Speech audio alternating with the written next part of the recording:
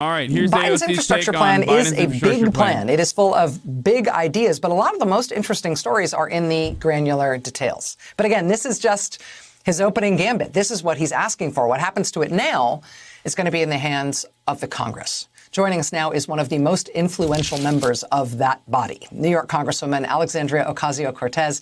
Congresswoman, it's great to see you. Thank you so much for making time to be here tonight. Of course. Thank you for having me.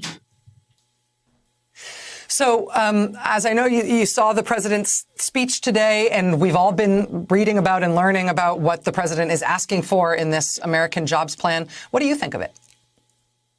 You know, I think that the vision that President Biden and the administration has laid out, you're right, has surprised a lot of us in a positive way. And in the detail and the thought that's here, the scope of it is really encouraging, except I think the how, that 2.2 trillion, 2.25 over 8 years, I have serious concerns that it's not enough to realize the very inspiring vision that Biden has advanced. And so I believe that those of us here, especially as progressives within the Democratic Party, we know that there is so much more opportunity here. And in order for us to realize this inspiring vision, we need to go way higher.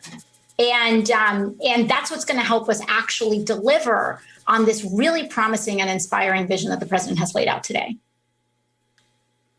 And when you say that it should be bigger, do you want the numbers associated with the things that the president says he wants done just to get bigger, just to do more of the things he's saying he wants to do? Or are there whole new categories of policy that you'd like to see folded into this bill that aren't there now?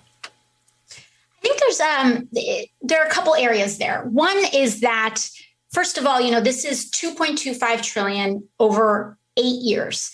For context, because these huge numbers are hard to understand, for context, we passed an almost $2 trillion COVID relief package that's supposed to last us 1 year with some provisions lasting up to 2 years. So the $1,400 stimulus checks, that big package that we felt in our lives, were deployed on a shorter timeline.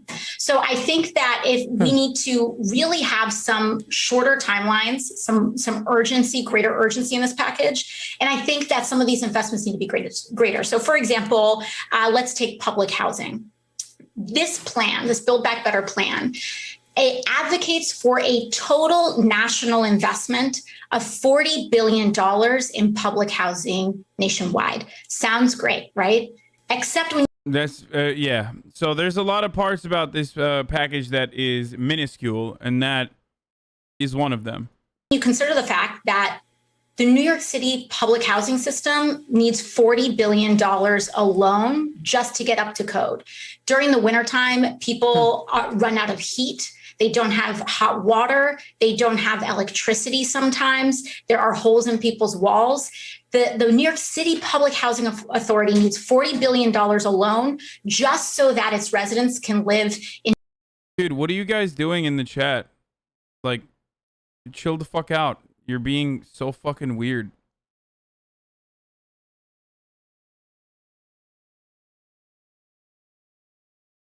I don't know what you're doing. Like, stop being cringe, please. April Fools, right? Remember, you're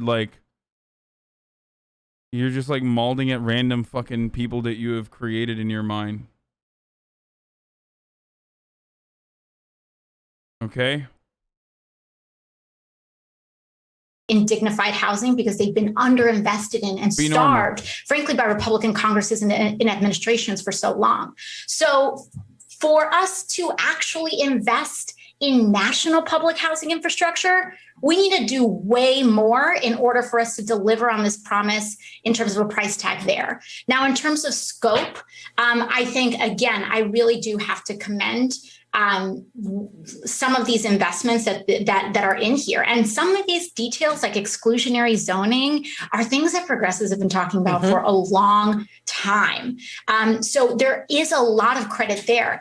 But on climate, we can also go more, we can go deeper, and we can have a more integrated approach in how we push on this issue. Again, I do commend the administration in its scope, but in order for us to meet that vision, I have real concerns that 2.2 trillion isn't actually going to get us there. So we're going to have to make deeper investments to actually renew public housing, to repeal the Fair Cloth Amendment, to increase our housing stock in the United States. And this, at the end of the day, is one of the greatest sources of income inequality in the country. Is there even any climate change policy in this? Yes, of course there's climate change policy. We already talked about it. Yes, there is obviously a fuckload of money in climate change as well. In the entire plan.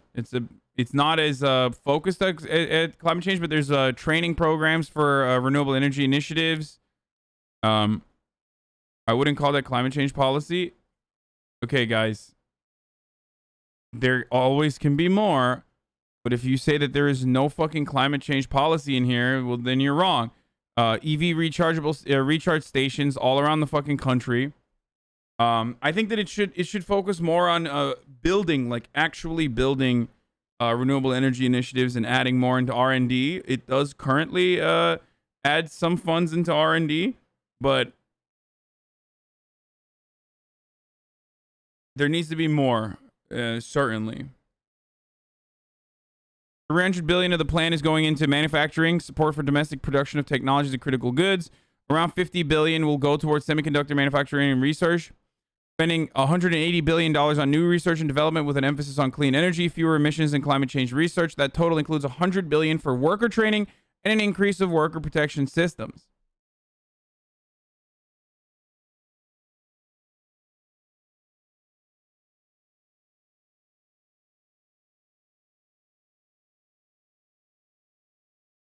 Okay.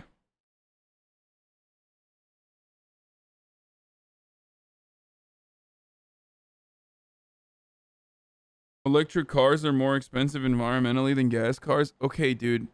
I'm not saying that the fucking EV recharge stations are the end-all be-all of climate change policy. That's precisely why I'm talking more about the retraining programs for renewable energy, okay?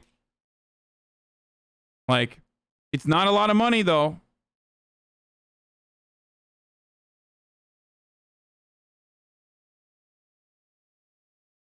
And I don't even believe what you're talking about as far as EVs versus gas cars.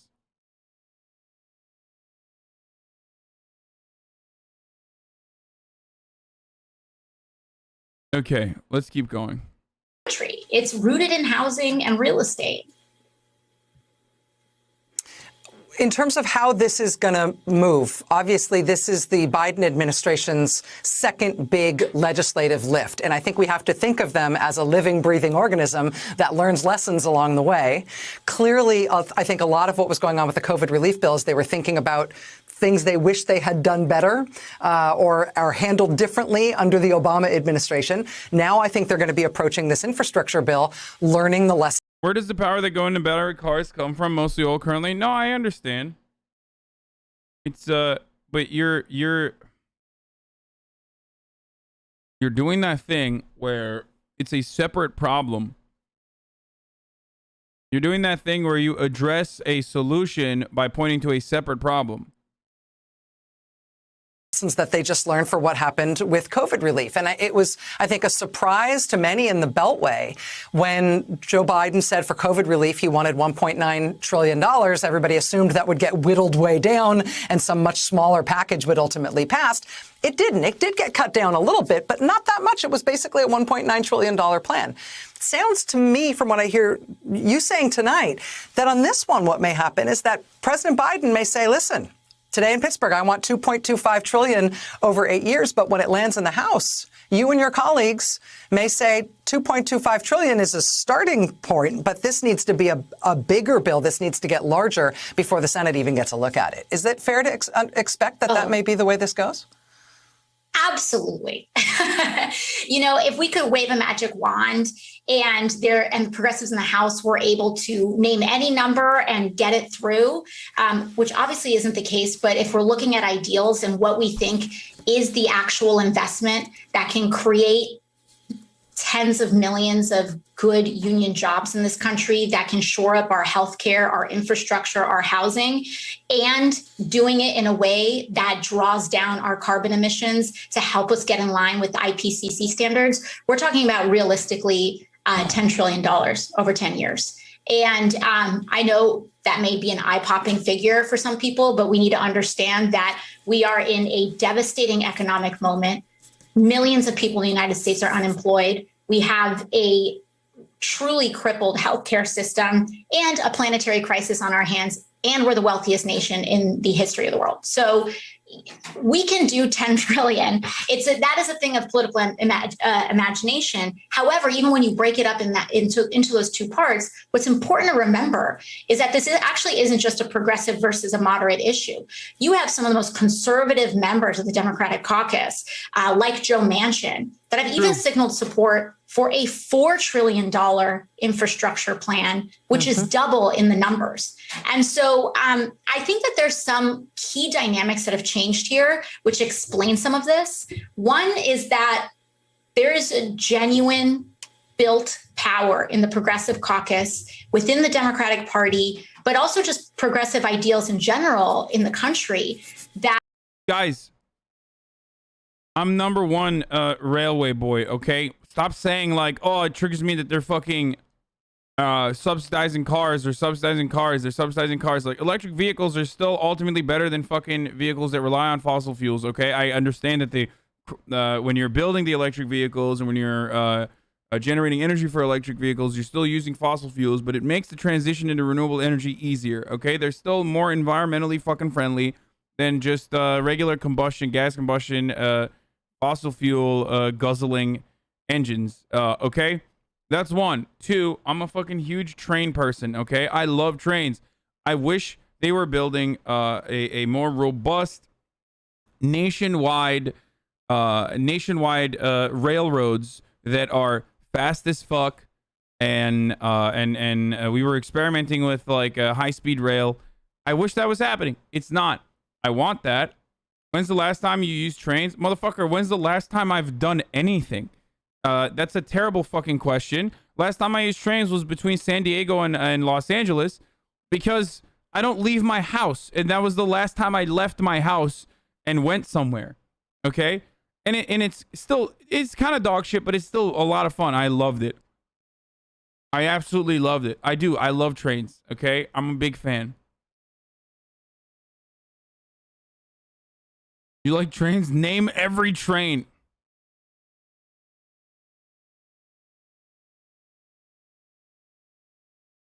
No, trains are fucking great. They're great. They're super great, dude. They are. They're cool as hell. They're way better for the environment.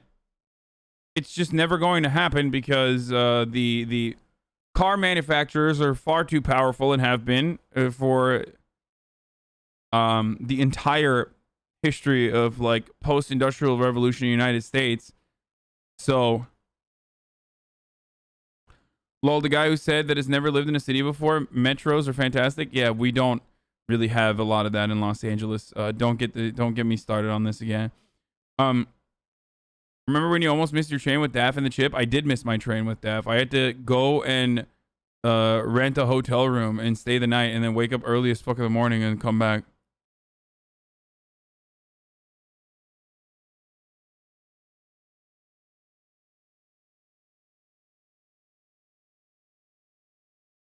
Anyway.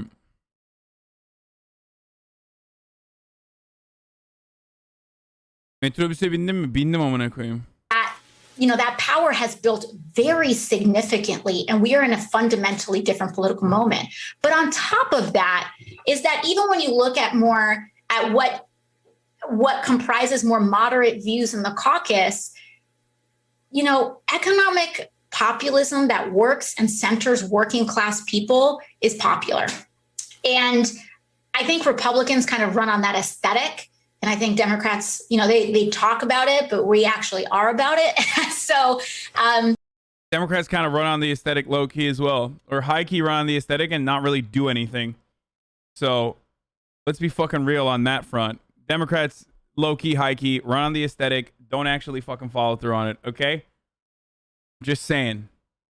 But I think that the country shift, people really, I think, are starting to understand that these issues are no longer fringe progressive demands, but they are consensus builders. And so we need that direct investment. We need to build our housing stock. We need to stop making it just an investment for for corporations to gobble up our housing stock, and an actual. Wow, a rare critique of AOC from Hasan. Shut up, bitch. I criticize AOC all the time. Thing that we use and live in and enjoy, and don't have to fear that our kids won't be able to afford a home, a place to live and make a family. And so those kinds of investments, that's what this is about, not to mention rural broadband, not to mention roads, bridges, mass transit, and a national, truly national system of EV vehicles and a full electric, federally electric fleet. New York Democratic Congresswoman Alexandria Ocasio-Cortez, it is a real pleasure to have you here. Thank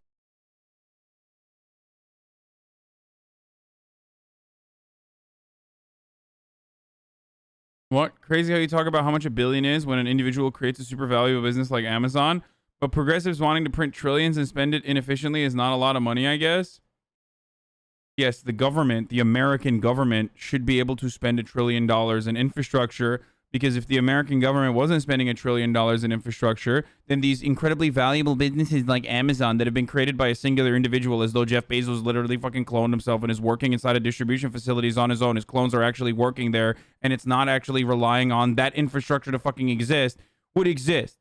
Okay? Amazon would not exist without the American government supplying a robust infrastructure and safety nets for its workers, and literally fucking roads that you can transport on top of like actual U.S. Postal Service that Amazon inevitably relies on by way of using like UPS and its own delivery systems when in areas that they don't want to go to because it's simply too inefficient. So shut the